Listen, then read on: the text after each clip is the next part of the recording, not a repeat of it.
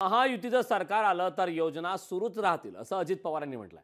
सरकार आल्यावर वीज बिल माफी सुद्धा राहील असंही अजित पवारांनी म्हटलंय। गरिबाच्या पोटी जन्माला येणं हा दोष नाही, गरिबांच्या मुलांनाही उच्च शिक्षणाचा अधिकार आहे असंही या दरम्यान अजित पवारांनी म्हटलंय। महिला पुरुषांपेक्षा चांगली जबाबदारी पार पडतात असं अजित पवारांनी म्हटलंय। कोणत्याही निकालात मुलींचीच बाजी दिसते अशी प्रतिक्रिया देखील या दरम्यान उपमुख्यमंत्री अजित पवार यांनी येणाऱ्या विधानसभेच्या निवडणुकीमध्ये आम्ही महायुतीचं सरकार आणण्याचं काम करतोय। महायुतीचं सरकार आलं की योजना पुढे चालू राहणार आहे।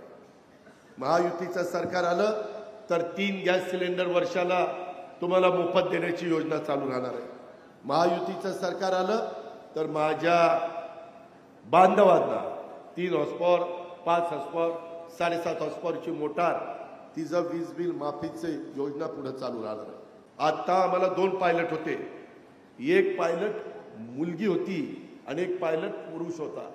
इतक्या सुंदर तिनं विमान उतरवलं, आम्ही बघत राहिलो।